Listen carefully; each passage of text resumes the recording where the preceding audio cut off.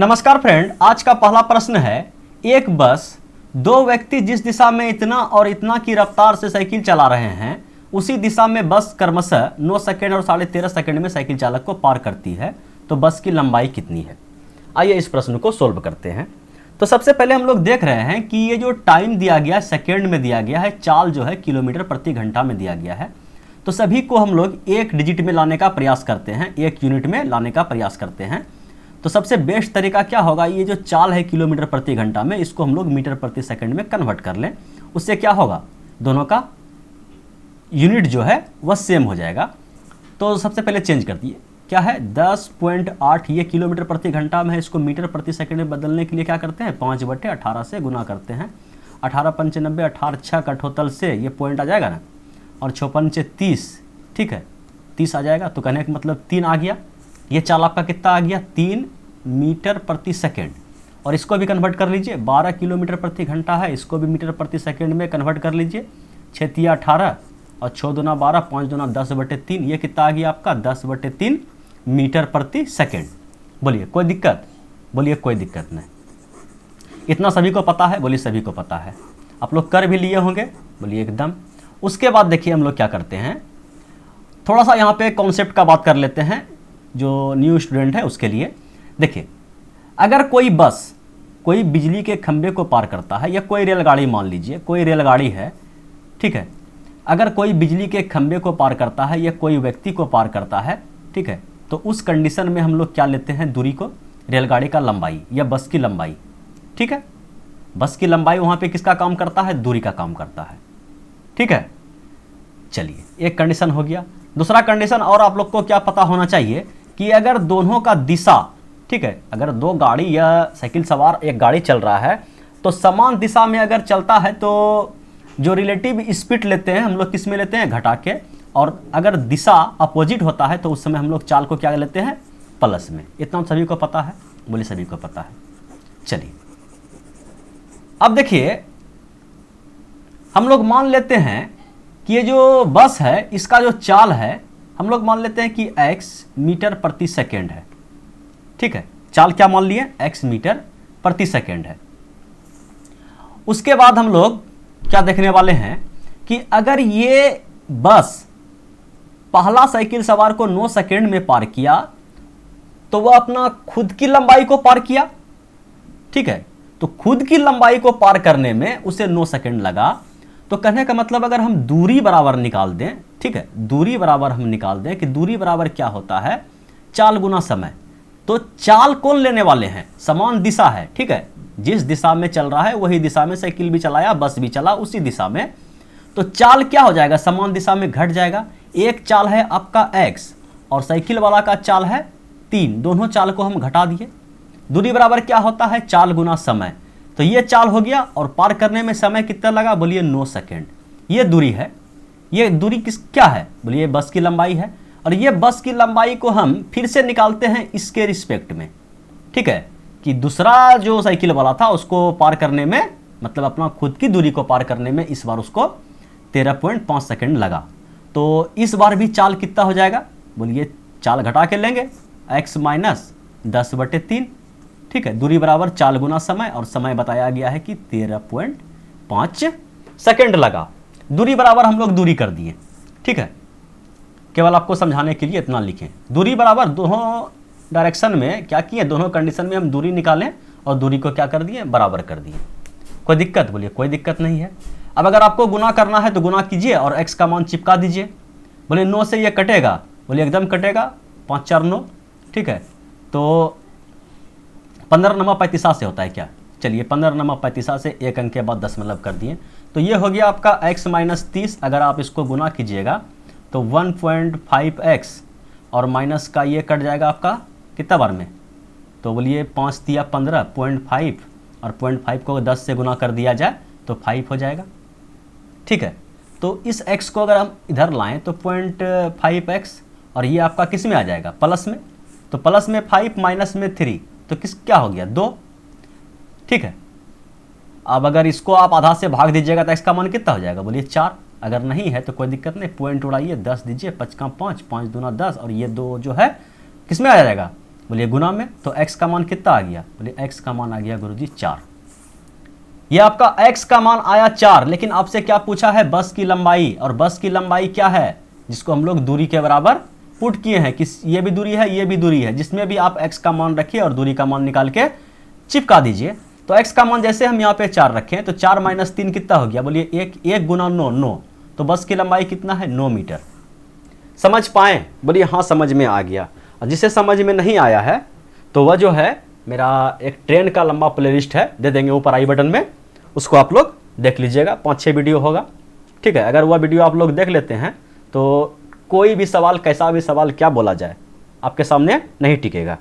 फिलहाल हम बढ़ते हैं अगले सवाल की ओर, और अगला सवाल ये रहा आपके स्क्रीन पे, इसको बनाया जाए। देखिए प्रश्न क्या है? त्रिभुज XYZ त्रिभुज RST के समान है। त्रिभुज XYZ का क्षेत्रफल इतना सेंटीमीटर स्क्वायर है तथा त्रिभुज RST का क्षेत्रफल 1296 सेंटीमीटर स्क्वायर है। यदि त्रिभुज XYZ के सबसे लंबी भुजा का माप 144 सेंटीमीटर है तो त्रिभुज RST की सबसे लंबे भाग का माप क्या होगा? देखिए सबसे बढ़िया जो चीज़ हम लोग को दे दिया है कि वह दोनों त्रिभुज जो है समान है। ठीक है, समान कहने का मतलब क्या? कि समरूप है। समझिएगा, भावनाओं को समझिएगा, समरूप है। समान है कहने का मतलब सर्वांग सम नहीं समझ लीजिएगा। अगर सर्वांग सम होता दोनों का क्षेत्रफल क्या होता? समान होता। समान कहने का मतलब क्या है? कि दोनों त्रिभुज समरूप है। तो समरूप अगर कह दिया तो हम लोग के पास बहुत तरह का, मतलब इस सवाल को सोल्व करने का कई दरवाज़ा खुल गया। लेकिन अगर जहाँ तक समझने और समझाने की बात है, थोड़ा सा समझा देते हैं कि दो त्रिभुज है आपका। ठीक है, दोनों त्रिभुज आपका कैसा है? समरूप है। नाम है आपका XYZ। ठीक है, XYZ, और दूसरा का नाम क्या है? XYZ और RST। दो त्रिभुज है जो समरूप है। तो XYZ का क्षेत्रफल है कितना? 2304। ठीक है, 2304 इसका क्षेत्रफल है। ये आपका एरिया का बात है। और दोनों त्रिभुज कैसा है? आपको पता है कि समरूप है। और इसका जो क्षेत्रफल है, ठीक है, इसका जो क्षेत्रफल है वह कैसा है? बोलिए 1296 सवाल में दिया गया है। ठीक है, अगर ये दोनों त्रिभुज आपका समरूप है, अगर ये क्षेत्रफल का भी अनुपात इस टाइप से जो है ना, हम जो यहाँ पे क्षेत्रफल लिखे हैं इसको आप लोग अनुपात में लिख लीजिए। दोनों का जो क्षेत्रफल है उसको आप लोग अनुपात में लिख लीजिए। कितना है? बोलिए कि 2304, और ये जो है आपका 1296।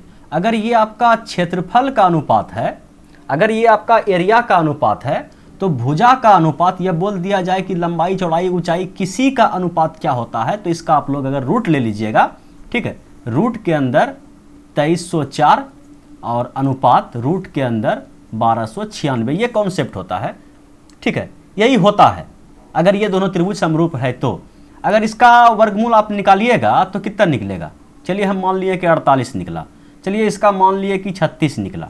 ठीक है, तो ये लंबाई का अनुपात निकल गया हम लोग के पास कि ये क्षेत्रफल का लंबाई जो सबसे लंबा भुजा है उसका कितना मान आया? 48, और इस क्षेत्रफल का, इस त्रिभुज का जो सबसे लंबा भुजा है उसका मान कितना आया? 36। लेकिन यहां बताया गया है कि XYZ ये त्रिभुज जो है इसकी सबसे लंबी भुजा का माप 144 है, लेकिन हम लोग के अनुसार कितना है? 48।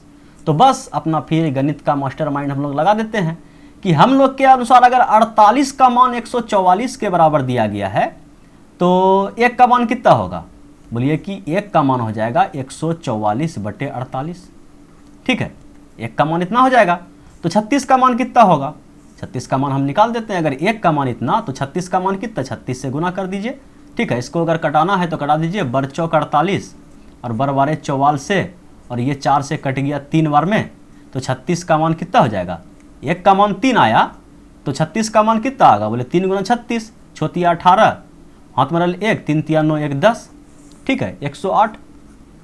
बोलिए समझने में कोई दिक्कत तकलीफ परेशानी? बोलिए कोई दिक्कत तकलीफ परेशानी नहीं है। बस थोड़ा सा अगर कॉन्सेप्ट आपको पता है कि समरूप त्रिभुज में क्या होता है तो बस सवाल का आप गर्दा उड़ा दीजिएगा। ठीक है, तो चलिए बढ़ते हैं अगले सवाल की ओर। और अगला सवाल ये रहा आपके स्क्रीन पे, इसको भी सलटाया जाए। प्रश्न है, तीस्ता का वेतन सदैव टोस्टा के वेतन का एक नियत भाग होता है। जब तीस्ता का वेतन 1625 थी तो टोस्टा की आय 2125 थी। यदि टोस्टा को इतना प्राप्त हो तो तीस्ता को कितना मिलेगा? ये सवाल में दम तो है नहीं, केवल नाम चढ़ा मढ़ा दे करके उझराया है। देखिए, इसको तो आप लोग कैसे ही बना सकते हैं। अगर रेशियो से बनाना है तो रेशियो से बताते हैं। देखिए, ये है आपका तीस्ता और इसको रख दीजिए आप अनुपात में, किसको? टोस्टा को।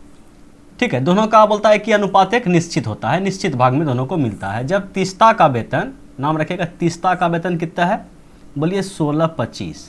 ठीक है, तो टोस्टा का आय कितना है? बोलिए 2125। दोनों को छोटा कर लीजिए आप पहले। ठीक है, तो 25 से कटने वाला है, बोलिए एकदम कटने वाला है। 25 छक 150, कितना बचा? 12, 5 125 हो गया। 25 पंचे 125, ये 25 से कटेगा। 25 अट्ठे 200, ठीक है, 125। 25 पंचे 125, ये 5 से कटेगा। 13 पचे 65, ठीक है, 13 पचे 65 और 5 से 17 पचे 85। ये आया दोनों का अनुपात। फिर बताया गया है कि ये देखिए, ये तो निश्चित अनुपात में आ गया। तीस्ता और टोस्टा का वेतन का अनुपात आ गया, सबसे छोटा अंक आ गया। उसके बाद बताया गया कि टोस्टा का जो आय इतना था, तो उस समय यदि टोस्टा को इतना प्राप्त हो, ये नहीं है, ठीक है, ये तो हम लोग लिख लिए।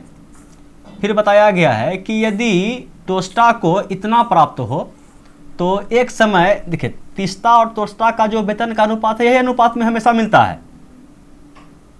ठीक है, लेकिन एक समय जो ये टोस्टा है, जो 17 का मल्टीपल वाला संख्या है, वह इतना के बराबर है। तो उस समय ये 13 का मल्टीपल वाला जो संख्या है, मतलब तीस्ता है, उसको कितना मिला होगा?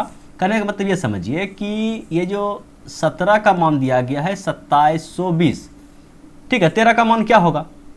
बस अगर हम 13 का मान यहाँ पे निकाल दें तो 17 का मान कितना है? बोलिए 2720। तो 1 का मान कितना होगा? बोलिए भागा दे दीजिए। 13 का मान कितना होगा? बोलिए 13 से गुना कर दीजिए। ठीक है, समझ पाएँ? बोलिए समझ पाएँ? बोलिए हाँ। अगर इसको हम 13 से कटा दें, ठीक है, तो 13 से कटा 17 से कटा रहे हैं। 17 से अगर हम कटाएं तो एक बार में 17 खा गया, 17 खाया, बचा कितना? बोलिए 10, 102 हो गया। 17 छः के 2 तल से ये हो गया। और अगर गुना करें शून्य को छोड़ के, शून्य को हटा दीजिए, शून्य लास्ट में चिपका देंगे। 6 18, इकाई अंक 8 और 1 शून्य, यही तो है। ठीक है, बाकी आप गुना भी कर सकते हैं। ठीक है, 16 गुना 13, 13 पचे 65, 13 छः 78 और 13 एकांक कितना होता है? 13, तो 8, 7 3 10 के 0 होता मतलब 1, 208 और 1 0, ये ठीक तो है। आप गुना करके भी चेक कर सकते हैं। अगर आपके पास टाइम का थोड़ा सा कमी है तो आप इकाई अंक से भी इस सवाल को सलटा सकते हैं। बोलिए, समझने में कोई दिक्कत तकलीफ परेशानी? बोलिए कोई दिक्कत तकलीफ परेशानी नहीं है। ठीक है, तो चलिए अब बढ़ते हैं अगले प्रश्न की ओर। और अगला प्रश्न ये रहा आपके स्क्रीन पे, इसको भी सलटाया जाए। देखिए प्रश्न क्या है, 56 और एक अन्य संख्या का जो महत्तम समावर्तक है 14 है, निम्नलिखित में से दूसरी संख्या कौन सी नहीं हो सकती है? 4 ऑप्शन है आपके पास। कहने का मतलब देखिए 56 है और एक कोई संख्या है, समझिएगा कि एक संख्या आपके पास 56 है और एक कोई और संख्या है। ठीक है, दोनों का जो HCF है वह किसके बराबर है? 14 के बराबर। इसका मतलब ये जो HCF होता है, हाईएस्ट कॉमन फैक्टर होता है, मतलब ये जो 56 है इसका सबसे बड़ा फैक्टर है।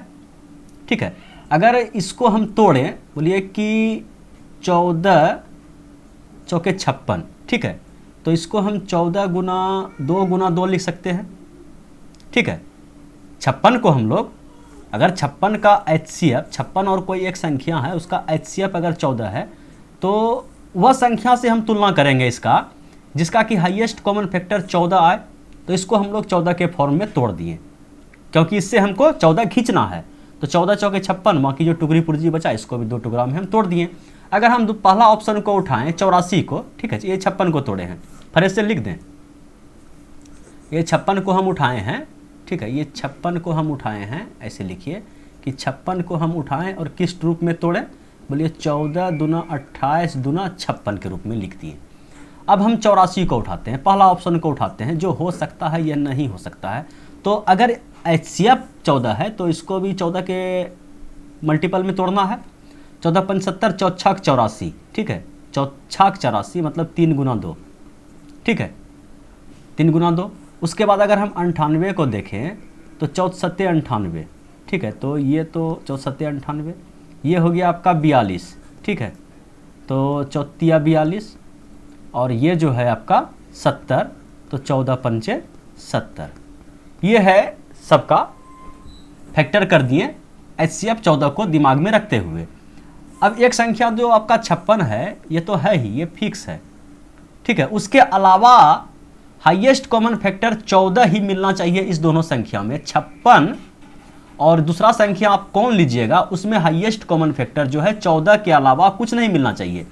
देखिए ये हो सकता है, बोलिए दोनों में ये जो आप तोड़े हैं इसमें 14 है और इसमें 14 है, इसमें 2 और 4 है, 2 4 इसमें नहीं है, मतलब हाईएस्ट कॉमन फैक्टर बड़ा से बड़ा संख्या 14 इसमें कॉमन आ रहा है, तो ये संख्या हो सकता है।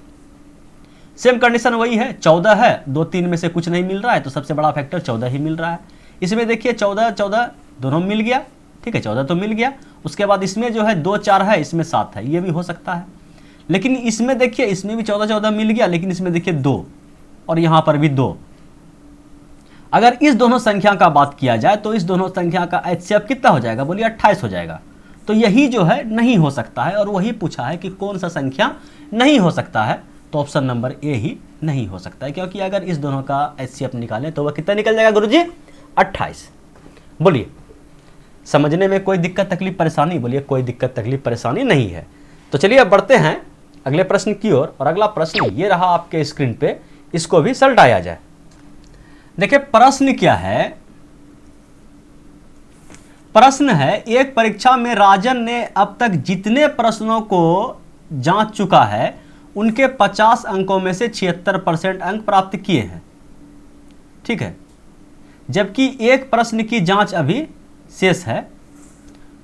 उस प्रश्न में उसने पूर्ण अंक प्राप्त किए, मतलब 100% अंक प्राप्त किए, जिससे उसका कुल प्रतिशत बढ़कर 80% हो गया। उस प्रश्न को मिलाकर परीक्षा कितने अंकों की थी। काफ़ी इजी और इम्पोर्टेंट सवाल है, ठीक है, लैंग्वेज का लोचा है, 2-4 बार पढ़ लीजिएगा फिर भी सवाल समझ में नहीं आएगा। लेकिन अगर एक बार इस सवाल को आप समझ जाइएगा तो फिर क्या होगा, क्या लगेगा, चुटपुटिया सवाल लगने लगेगा। देखिए जिस भावनाओं से लोग इस सवाल को पढ़ते हैं, सवाल में जो है उस बात का जिक्र नहीं है, लेकिन सवाल जिस भावना से सेट किया गया है उस भावना को अगर आप समझ गए तो सवाल में दम नहीं बचेगा, ठीक है। देखिए सवाल क्या कहना चाह रहा है कि जैसे कि होता है ना, फिजिकल का टेस्ट वगैरह होता है ना, हाँ दौड़ में इतना अंक मिला, लॉन्ग जंप में इतना, हाई जंप में इतना, ठीक है, इस टाइप का जो अंक होता है, कुल 50 अंकों का, वह टोटल जो है 50 अंकों का एग्जाम परीक्षा दे चुका था, और उसमें जो था वह 76% अंक लाया था, ठीक है, 50 अंकों के परीक्षा था, उसमें कि वह 76% अंक ला लिया था। तो बोलिए पूर्णांक कितना का था, तो हम लोग मान लेते हैं कि जो टोटल पूर्णांक था वह x पूर्णांक समझिए, ठीक है। अगर हम पूर्णांक का बात कर लें कि परीक्षा का जो पूर्णांक था, ठीक है, परीक्षा का जो पूर्णांक था वह x अंकों का था, ठीक है, x अंकों का था। तो अगर ये 50 अंक का एग्जाम दे चुका है, 50 अंक का वह एग्जाम दे दिया, और इसमें वह 76% अंक प्राप्त किया, ठीक है, 76% अंक प्राप्त किया, और शेष जो अभी उसके पास, अगर ये x अंकों का परीक्षा था उसमें 50 अंक अगर माइनस कर लिया जाए तो शेष जो बचा x माइनस 50 अंक का परीक्षा बाकी बचा, ठीक है। और उसमें बताया गया है कि ये जो एक परीक्षा जो x माइनस 50 का था, ठीक है, उसमें उसने पूर्ण अंक प्राप्त किए, मतलब इसमें जो है वह 100%, बोलिए 100/100 तो कट जाएगा, 1 हो जाएगा। अगर इस दोनों को जोड़ दिया जाए तो वह जो कुल अंक था, जितना अंक का परीक्षा था x अंक का, इसका वह 80% ला लिया, ठीक है, इसका वह क्या किया, 80% ला लिया। समझ पाए भावनाओं को, बोलिए हाँ समझ में आ गया। अगर समझ में आ गया तो इसको कटा दीजिए, बोलिए 50 से कम 50, 50 दूना 100, और ये कितना होता है 38 दूना 76, ठीक है, ये हो गया आपके पास 38, और ये हो गया प्लस का x और माइनस का 50, और ये 0 से ये 0 खत्म, या 20 से बढ़ा सकते हैं, 20 चौक 80, 20 पंचे 100, ठीक है। और ये कितना हो गया 4x बटे 5, ठीक है। बाकी तो कैलकुलेशन है, बड़ा बड़ा लिख के हम फंस गए हैं, कहीं हमको मैदान साफ चाहिए। ये यहाँ पे घटाइए, कितना हो गया, ये हो गया 38 2 40 50 माइनस का 12, ठीक है। कहाँ पे सोल्व करें, बड़का बड़का लिख के हम फंस गए। चलिए यहाँ पे छोटा छोटा लिख के समझाते हैं, बाकी भावनाओं को तो आप समझ चुके हैं, बोलिए हाँ। तो ये हो गया आपका x माइनस का 12, और ये बराबर है आपका 4x बटे 5 का, तो गुना कीजिए, तो बोलिए कि 5x, ठीक है, 5x माइनस 12 पंचे 60 बराबर क्या हुआ 4x। तो ये हो गया इधर आके x बराबर कितना निकल गया 60, तो x का मान कितना, समझ पाए हो, ये जो 5x में 4x घट गया और ये माइनस का 60 इधर प्लस में आ गया, तो x का मान कितना निकला 60। और वही पूछा गया है कि परीक्षा जो था गुरुजी आपका कितना अंकों का था, ठीक है, वही पूछा गया है कि परीक्षा का जो कुल पूर्णांक था कितने अंकों का था, और पूर्णांक को हम लोग क्या मान लिए हैं x, और x का मान कितना निकला 60। समझ पाए, बोलिए हाँ समझ में आ गया। तो यही था भैया आज का लास्ट क्वेश्चन, यहीं तक आज वीडियो को समाप्त करते हैं, फिर मिलते हैं अगले वीडियो में, तब तक के लिए बाय बाय।